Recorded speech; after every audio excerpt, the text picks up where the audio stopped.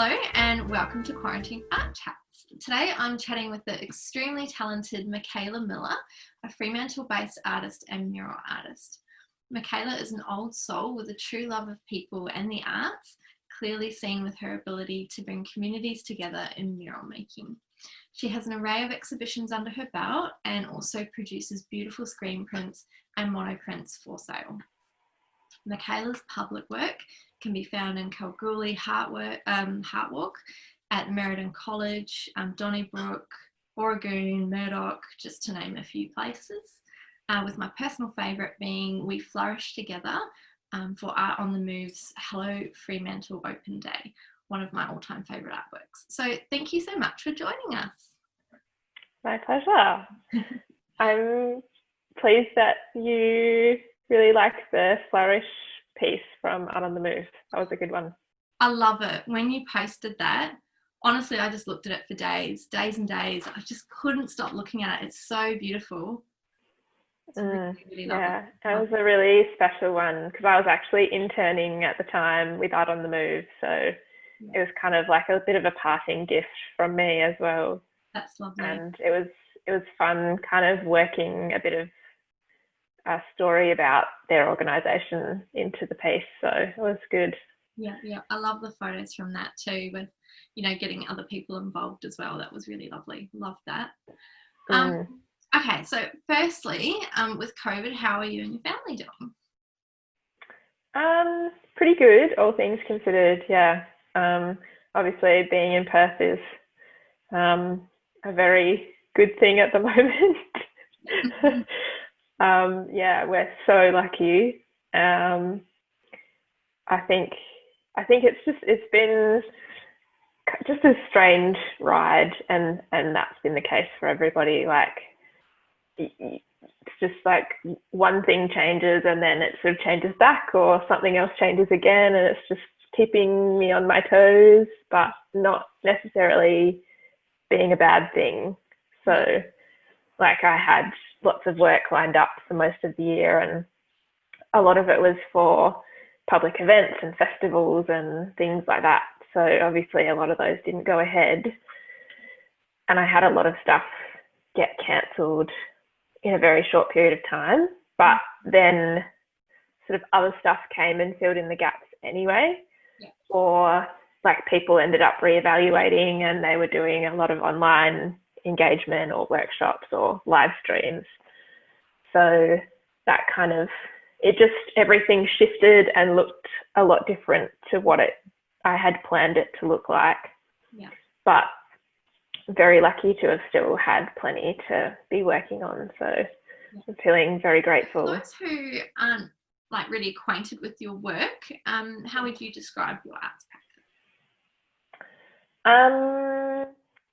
Like visually, I would say that my work is really colourful and dynamic, and I have like a really,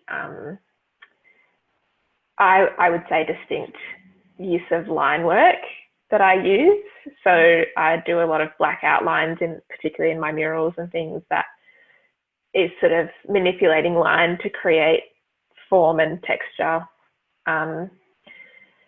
So yeah, it's quite graphic, which I think kind of came from my background doing design and and printmaking as well. I think my printmaking practice informed my mural art practice, and then now that's informed my printmaking, and it's kind of looping a little bit. It does feel a lot like a screen print, your murals. They're so beautiful. I love them. Yeah, it's definitely, and the layering of like block color and then detail. So I don't think I realized that as it was happening. I think it's looking back at how my work's changed in the last sort of 4 years or so. I'm like, oh, I'm seeing where all the dots connect. Yeah, but in terms of like my practice in general, I think I'm interested in people and identity and place and the environment, and I'm a bit of a flower nerd, so I just really obsess over florals and I like telling stories about places and stories about me and stories about memories and things using flowers. So that's kind of my jam.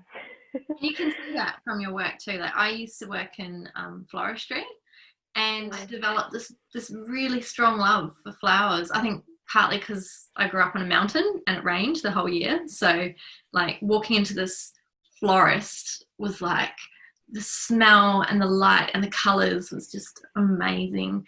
So for years after that, when I'd paint, I'd always come back to painting flowers because it just felt so natural to me coming from floristry.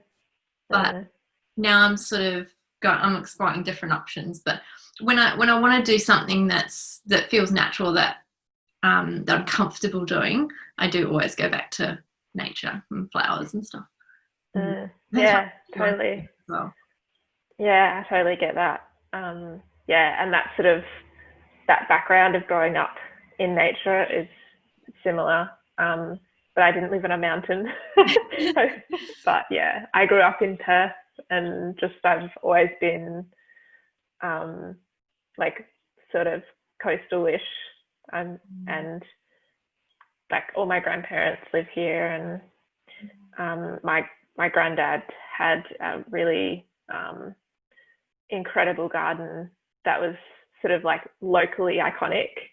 It was a bit of a like landmark. You'd be like telling people how to get somewhere from Freo, and you'd say go down that street and there's a big garden with all these flowers at the roundabout, and you turn right there or whatever. So yeah, and I used to watch him doing flower arrangements, like on a makeshift sort of like trestle bench, and the green oasis stuff smelt everywhere, and he would submit them in the Royal Show and the Bustleton Show and stuff like that, and win all these prizes. And his bedroom was just like ribbon after ribbon after ribbon after ribbon after ribbon. Amazing. So I just like my childhood was like being there among all these flowers that were like as tall as me and just color all year round. And I think, yeah, again, it's not something that I realized had influenced my practice, but in hindsight, I'm like, duh, that's why I'm obsessed with them. It's like everything I've ever known. And seeing, most importantly, like the impact of that on a community, and using flowers as gifts for people, or just, you know, a conversation starter or brightening people's day. And they would get like random notes in their letterbox just from people they didn't know, just saying thank you for this display that you've gifted to everyone. And it's just like, I don't know, it taught me a lot about the world. So that's why I'm like, flowers. That's awesome. So obviously with murals is sort of your main gig, isn't it? Yeah. So how did that all change in March when restrictions came into place? So a lot of the stuff I had lined up, I think we've lost our connection there. Oh. Can you still hear me? I can still hear you. You paused for a minute, but yeah, you're still there. Yeah, cool. Yeah, so a lot of the stuff that I actually had lined up for this year was like painting with community groups, or painting at a festival or an event or something. So it was more heavily involving people gathering. Obviously, we couldn't do that. So yeah, it was kind of like everything sort of got dropped or postponed or whatever. And I think that, yeah, I don't think it changed anything much about how I work. It was more of just a case of just like waiting and just seeing what happened and that kind of thing. But I did have a couple of like little things as it was sort of tapering off, more like activation projects. I did a hopscotch in an alleyway in Karrinyup. It was very cute. So, and that was, I could just work by myself on that. It wasn't an issue. It's kind of just livening up the neighborhood a little bit more for you know, people going for their walks and going to school and that kind of thing. So those kinds of projects still fine. It's just, yeah, it's good that things have been easing a bit more now so that I can go back to those bigger, like broader engagement, getting the rest of the community involved, murals. Yeah. Is it mostly government work that you do? Like, do you usually go through councils and that sort of thing, or? Yes, quite often. The one that I'm doing in Inglewood at the moment is through like a community town team, like an activation town team. But they work very closely with their local council, and the job was like partially funded 3 ways between the community group and the council and the developer of the block. So it's so hard, and I sort of got to a point I just kind of gave up because it was like I can get plenty of private work, but I'd love to do more like community stuff, but I found it so hard to break into. Yeah, it took me so long of applying and getting turned back or shortlisted and then turned back or whatever. But it's definitely the perseverance that pays off, because I got to know people that work in the arts teams because they would, you know, I'd ask for feedback on my submissions, or you know, they keep you on record as well. So if something does come up that they think will suit you, then they'll reach out. So stuff that I've had sort of come up in the last 9 months or so has actually been a case of people that I've applied for things in the past and been unsuccessful have gone, oh, this thing we've got is perfect for her. So,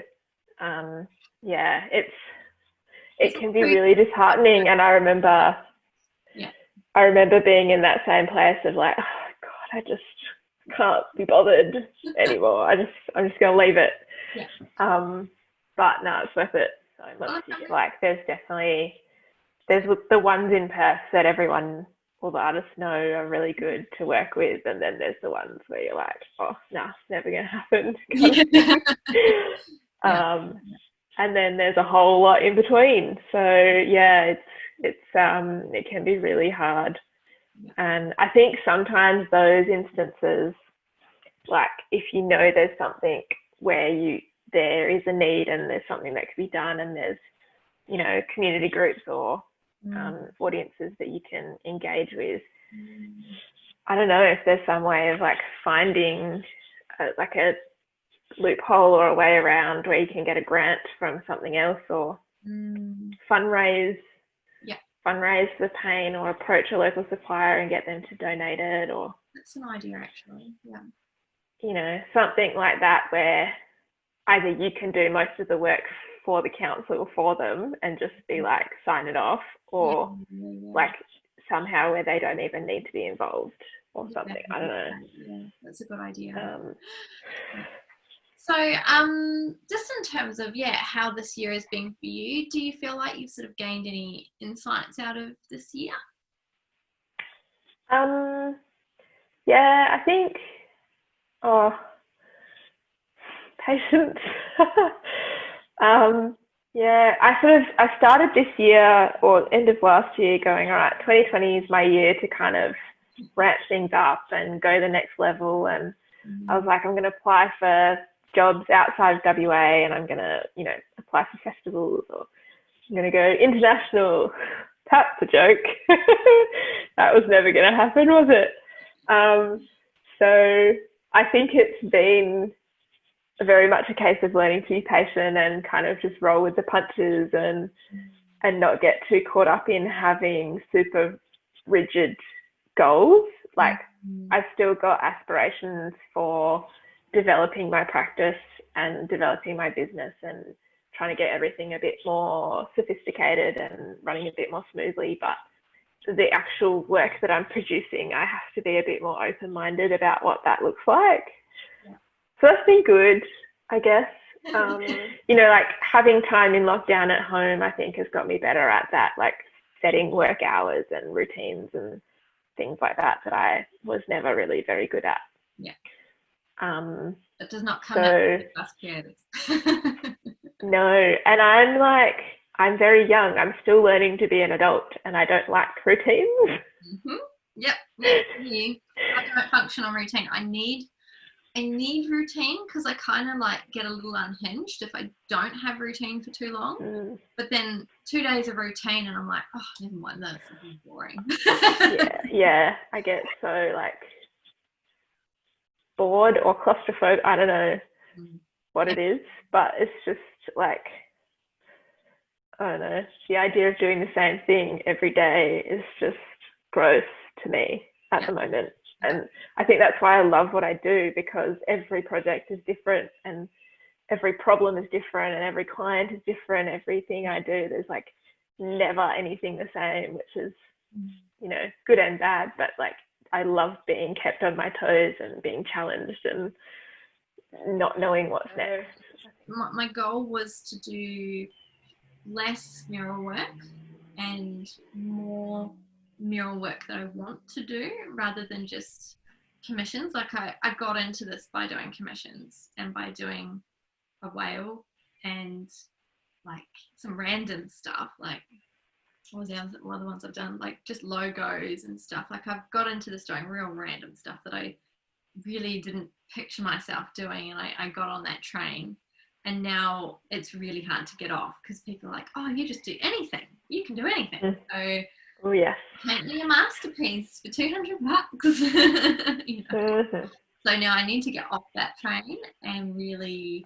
Last year I had a really big win. I had someone want me to paint one of my own studio paintings, which was great because it gave me an opportunity to paint something I'd already painted before that I loved and was a bit more up my alley. So that was really good. And I'd sort of hoped that this year would be more focusing on that. And I had this idea of doing a really big mural, like maybe a 4 or 5 story mural. And then, yeah, when everything kind of hit the fan this year and my year was booking up and then it disappeared, it's actually like the long-term goal just kind of got put forward. So like the long-term goal is to spend more time in the studio, but it ended up that I ended up just being in the studio anyway, and it's amazing. Like I'm really ready to do a mural again, but I really thought that goal of being in the studio every day was going to be years and years and years away. And it's all kind of, I actually just needed to sit in the studio and paint and not divide up my time so much. So it's actually kind of great. Yeah. And now I feel a bit more like when I go to do murals, the kind of requests I'm getting is more like what I'm doing in the studio. It's more what I want to be painting. So that's good. That's I'm very awesome. fortunate. It's worked out quite well for me that way anyway. Can't live my life for a month and then it'll hit the reset button. Yeah, great. That's awesome. What's your next project? I've kind of got a few bigger ones that have just been sort of simmering away slowly. So I'm working with Iona College at the moment, so that's probably the next one that's going to ramp up into like full attention. And then we'll see. There's a lot of things that are kind of maybe going to happen or are like penciled in. So you'll just have to watch this space for those. But Iona's my next one that you'll be seeing paint on the wall probably. Very, very exciting. Yeah. Cool. Oh, it's lovely to chat with you. You look after yourself, and I look forward to seeing your new mural. Yeah, thank you. You look after yourself too. Nice to catch up. Likewise.